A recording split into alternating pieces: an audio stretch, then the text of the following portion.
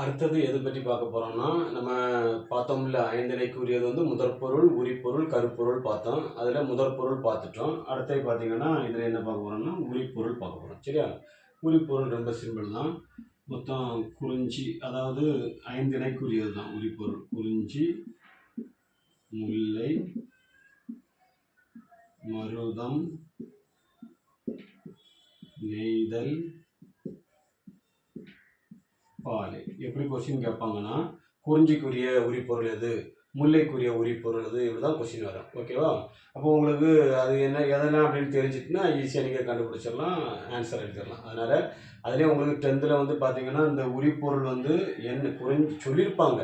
ஆனால் அது வந்து எது எது குறிஞ்சி திணைக்கு என்ன உரிப்பொருள், முல்லைக்குரிய உரிப்பொருள் எதுன்னு சொல்லியிருக்க மாட்டாங்க. ஆனால் இதை நீங்கள் நல்லா படித்து வச்சுடுங்க.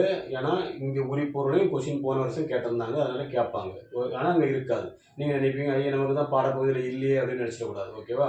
ஏன்னா உரிப்பொருள் பற்றி அதில் சொல்லியிருக்கிறதுனால கேள்வி வரும். அதனால் குறிஞ்சிக்கு எதுன்னு பார்த்தீங்கன்னா புணர்தல். நீங்கள் இதை மட்டும் படிச்சுடுங்க. ஏன்னா அது எப்படி கொஸ்டின் இருக்குன்னா, அதுக்கு குறிஞ்சிக்கு என்ன உரிப்பொருள் அப்படின்னா புணர்தலும் புணர்தல் நிமித்தமும். புணர்தலும் புணர்தல் நிமித்தமும் அப்படின்னு ஞாபகம் வச்சுக்கோங்க. நிமித்தமும். ஓகேவா? புணர்தலும் புணர்தல் நிமித்தமும். முல்லைக்கு வந்து இருத்தல். அப்போ எப்படி வரும்? இருத்தலும் இருத்தல் நிமித்தமும். மருதம் அப்படின்னு சொன்னா ஊடல். அப்போ ஊடலும் ஊடல் நிமித்தமும். அடுத்தது நெய்தல் அப்படின்னு பார்த்தீங்கன்னா இரங்கல்.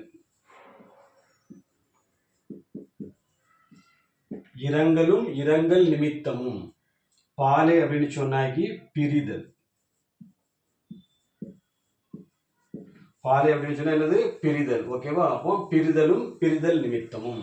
நல்லா ஞாபகம் வச்சுடுங்க. புணர்தலும் புணர்தல் நிமித்தமும், இருத்தலும் இருத்தல் நிமித்தமும், ஊடலும் ஊடல் நிமித்தமும், அடுத்த இரங்கலும் இரங்கல் நிமித்தமும், பிரிதலும் பிரிதல் நிமித்தமும். உரிப்பொருள் இவ்வளவுதான். இதை நீங்கள் காணாப்பாடம் பண்ணி வச்சுருந்தாங்கன்னா உங்களுக்கு ஓரளவு நீங்கள் புரிஞ்சு வச்சிட்டிங்கன்னா ஈஸி தான். இதையும் நீங்கள் எப்படி புரிஞ்சு வைக்கணும் அப்படிங்கிறத நான் சொல்கிறேன்.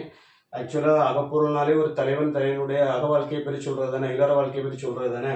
அப்போ நீங்கள் எப்படி நினச்சிங்கன்னா, ஒரு தலைவன் தலைவின் வந்து சேர்ந்து இருக்கிறது தான் சேர்தல் அப்படிங்கிறது தான் புணர்தல்.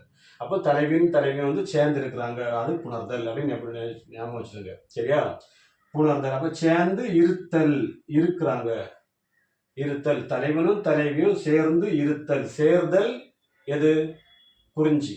இருத்தல் சேர்ந்து இருத்தல் காடு. அப்போ முல்லை அப்படின்னு ஞாபகம் வச்சுருங்க. ஓகேவா? தலைவனும் தலைவியும் சேர்தல், அதாவது புணர்தல் அப்படிங்கிறது வந்து குறிஞ்சி. அப்போ சேர்ந்து இருத்தல், சேர்தல் எங்க? குறிஞ்சி. சேர்ந்து இருத்தல் எங்க? முல்லை. ஓகேவா? இப்போ இந்த தலைவனும் தலைவிக்கும் சண்டை வந்துட்டு, சண்டை தான் ஊடல். ஊடல்னு சொல்லும்போது என்னன்னா சண்டையின் பொருள். ஓகேவா? அப்போ சரியா, ஊடல் அப்படி இப்போ சண்டை போட்டாங்க. சண்டை போட்டதுனால இரங்கல் சங்கடத்தில் இருக்காங்க அப்படின்னு ஞாபகம் வச்சுருங்க.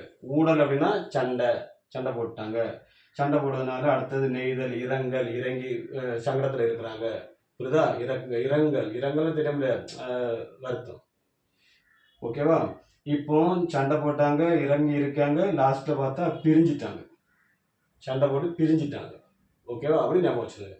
பிரிதல்னா தொழிலுக்காக தலைவன் தலைவியை விட்டு பிரிந்து போகிறது அப்படின்னு இருக்குது. ஆனால் நீங்கள் எப்படி ஞாபகம் வச்சுருங்க? இரங்கல், சண்டை போட்டாங்க, அதனால வருத்தப்பட்டு இருந்தாங்க, இறங்கி இருந்தாங்க, லாஸ்ட்டில் பிரிதல் அப்படின்னு ஒரு ஞாபகம் வச்சுருந்தாலாம் இந்த உரிப்பொருளை வந்து எளிமையாக உங்களுக்கு படிச்சிடலாம். ஓகேவா? தேங்க்யூ.